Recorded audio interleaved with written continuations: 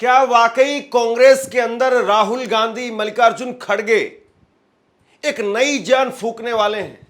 क्या वाकई कांग्रेस का फैसला अब पूरी कांग्रेस को बदल करके रख देगा?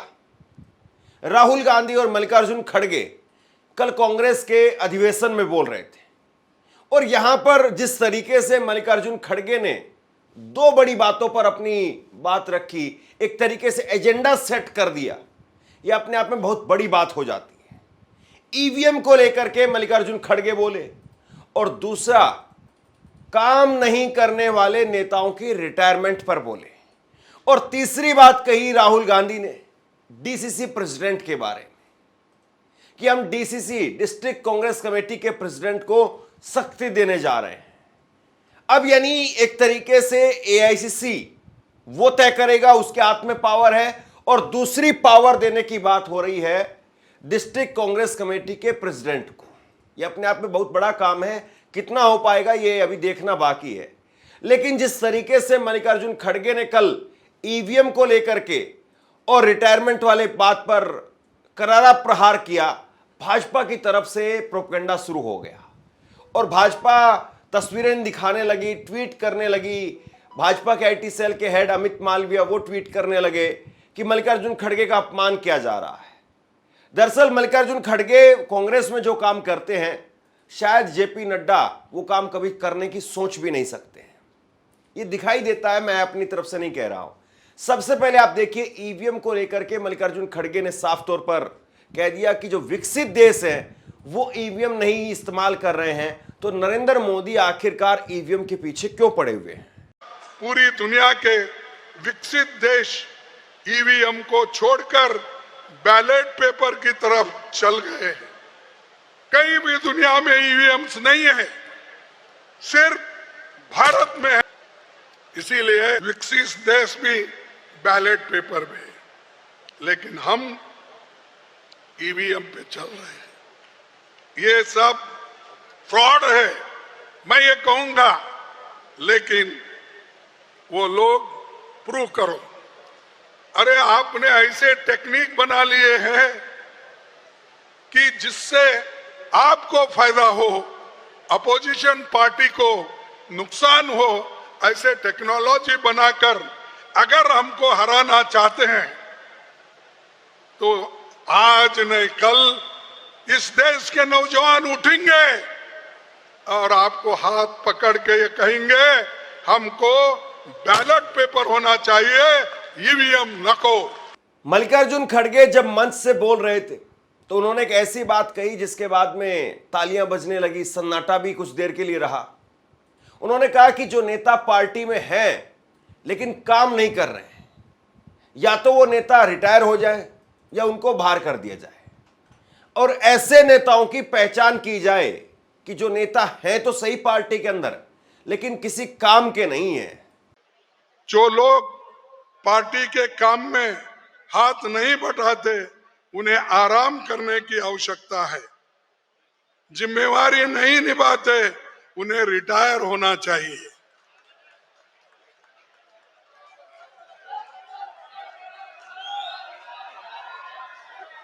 और हमने और राहुल जी ने जो एक प्रोसेस किया, इनपुट लिया, हम भविष्य में कैंडिडेट सिलेक्शन के प्रोसेस में जिला अध्यक्षों को इन्वॉल्व करने वाले हैं। अब जैसे ये प्रहार मल्लिकार्जुन खड़गे की तरफ से किया गया, भाजपा के लोग कुछ न कुछ मसाला निकालने लगे। ये अमित मालवीय का ट्वीट आप देखिए। अमित मालवीय ने ट्वीट किया और ट्वीट करके कहा कि अगर खड़गे जी के लिए अलग कुर्सी लगानी ही थी तो उसे बीच में क्यों नहीं लगाया? वह पार्टी के अध्यक्ष हैं और बुजुर्ग भी हैं। वहीं भाजपा के खुद ऑफिशियल हैंडल से ट्वीट किया गया, कांग्रेस के राष्ट्रीय अध्यक्ष व वरिष्ठ नेता मल्लिकार्जुन खड़गे के साथ गांधी परिवार द्वारा बार बार किया जा रहा ये भेदभाव दलितों का अपमान नहीं तो और क्या है। ये दरअसल ये दिखाने की कोशिश हुई कि मल्लिकार्जुन खड़गे को अलग से कुर्सी लगाई गई है और राहुल गांधी हो या सोनिया गांधी हो या अंबिका सोनी हो, वो सोफे पर बैठी हुई है। अब जरा ये तस्वीर जो पूरी बीजेपी दिखा नहीं रही है, वो तस्वीर आप देख लीजिए। आप ये तस्वीर देखिए, मल्लिकार्जुन खड़गे को, सोनिया गांधी, राहुल गांधी ये सब आते हैं बैठने के लिए। उस वक्त की शुरुआत की ये तस्वीर है। और खुद जो है वो मल्लिकार्जुन खड़गे वो कुर्सी पर बैठते हैं और उनके कमर में भी दर्द रहता है, थोड़ा घुटने में दर्द रहता है, इसलिए उनके अलग से कुर्सी लगाई गई थी। क्योंकि जो सोफा आप देख रहे हैं, और संभवतः इनके बीच में आपस में यही बात हुई है कि मैं कमर लगा करके बैठूंगा, और जाहिर सी बात है वहां पर काफी लंबा बैठना होता है। कोई ऐसा नहीं है कि 2-4 मिनट के लिए बैठना है। सोफे पर जब आप बैठते हैं तो पीछे आपकी पीठ नहीं लग पाती है। और बुजुर्ग आदमी 80 साल की उम्र है मल्लिकार्जुन खड़गे की, जाहिर सी बात है वो कुर्सी पर बैठने में ही कंफर्टेबल होंगे। लेकिन भाजपा के नेताओं को कुछ न कुछ तो चाहिए था, और लिहाजा उन्होंने इस बात को मुद्दा बना दिया। लेकिन असल बात जो मल्लिकार्जुन खड़गे कह रहे हैं उसको जरा देखिए। मल्लिकार्जुन खड़गे की तरफ से कहा गया कि भाजपा आज चुनाव आयोग से लेकर के और संसद तक विस्तार करने की कोशिश में है, और चुनाव कराने वाली संस्थाएं सरकार के कंट्रोल में है। सरकार हर संस्था में दखल देकर के अपना वर्चस्व बढ़ा रही है। आज चुनाव आयोग से लेकर संसद तक सरकार का विस्तार बनाने की कोशिश है।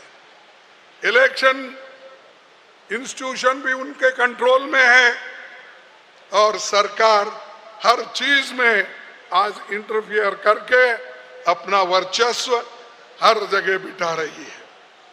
चुनाव में घोटाला हो रहा है।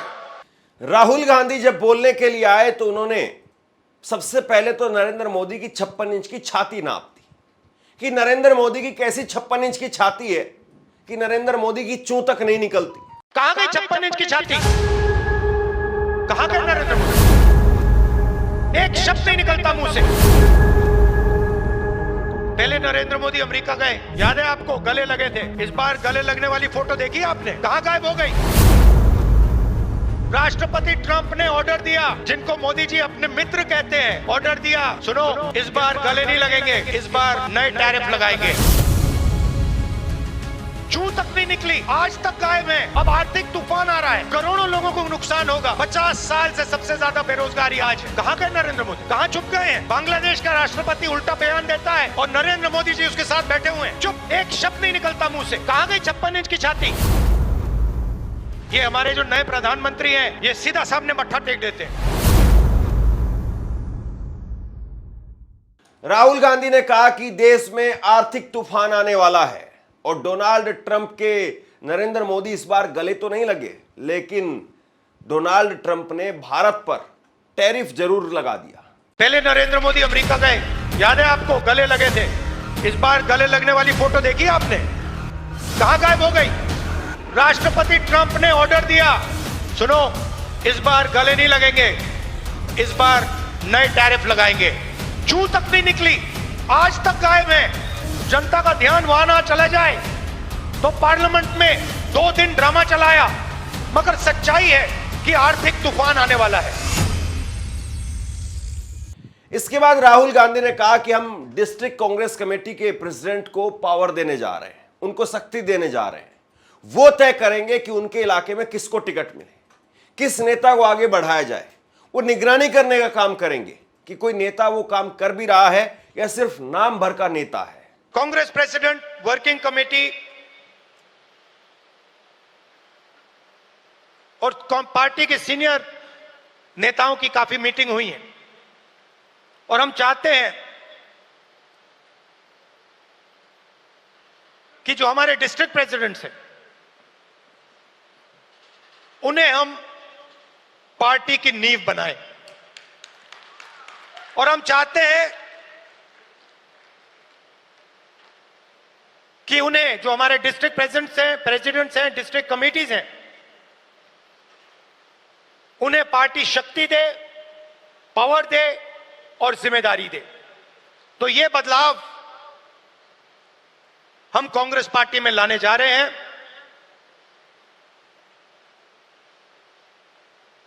डिस्ट्रिक्ट कमेटी और डिस्ट्रिक्ट प्रेसिडेंट को हम पार्टी का फाउंडेशन बनाने जा रहे हैं।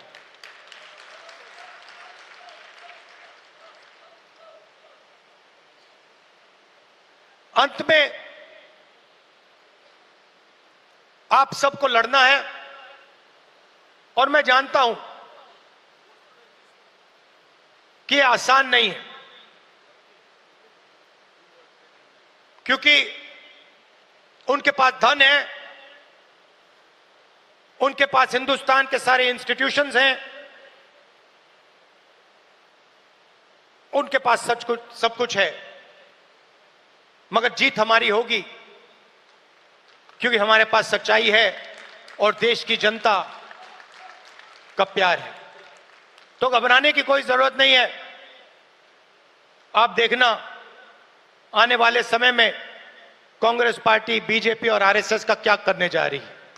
और इसके बाद में मल्लिकार्जुन खड़गे ने, राहुल गांधी ने एक ऐसे मुद्दे को पकड़ा जो बीजेपी ने थाली में सजा करके मुद्दा कांग्रेस को दे दिया है।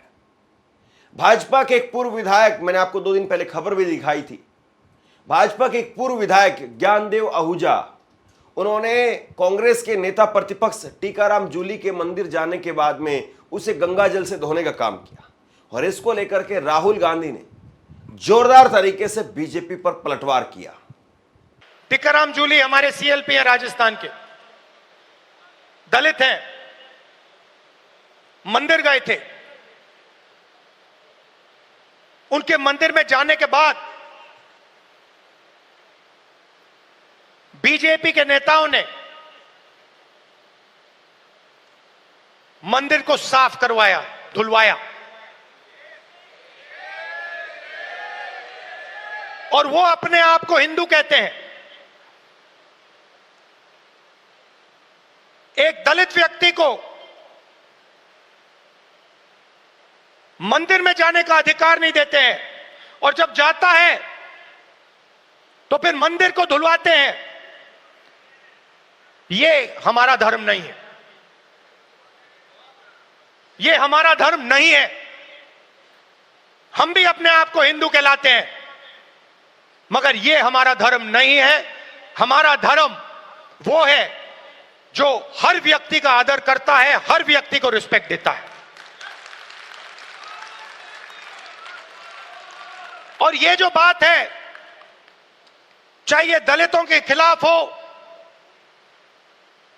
पिछड़ों के खिलाफ हो, ये बीजेपी के हर कार्यकर्ता के दिल के अंदर छुपी हुई है।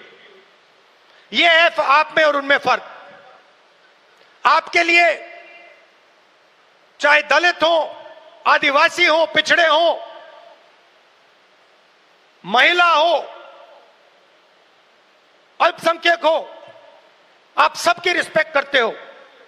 हमारा हर कार्यकर्ता हिंदुस्तान के हर व्यक्ति की रिस्पेक्ट करता है। उनके दिल में नफरत भरी हुई है। 21वीं सदी में वो कह नहीं सकते हैं क्योंकि कॉन्स्टिट्यूशन है, मगर दिल में जो उन्होंने जूली साहब के साथ किया वही वो आप सबके साथ करना चाहते हैं। ये उनकी सच्चाई है और लड़ाई इसी बात की है। हमारे लिए सब लोग इंसान हैं, सब लोगों से हम मोहब्बत करते हैं, सब लोगों की हम रिस्पेक्ट करते हैं। उनके लिए अलग अलग है। कोई दलित है, उसको मंदिर में नहीं जाना चाहिए। कोई मोची है, उसे सॉफ्टवेयर इंजीनियर नहीं बनना चाहिए। कोई गरीब किसान का बेटा है, उसे अंग्रेजी नहीं सीखनी चाहिए। ऐसा हिंदुस्तान हमें नहीं चाहिए और हम होने भी नहीं देंगे। सबसे बड़ा सवाल यह है कि कांग्रेस की जो आक्रामकता इस वक्त में दिखाई दे रही है, क्या वाकई वो चुनावों का रिजल्ट बदल सकती है? क्या कांग्रेस जिस तरीके से इस वक्त में आक्रामक है, क्या उसी तरीके से कांग्रेस में यह आक्रामकता बरकरार रहेगी और वाकई 2024 के चुनाव का रिजल्ट या उससे पहले अलग अलग चुनावों का रिजल्ट वो इससे पलट जाएगा?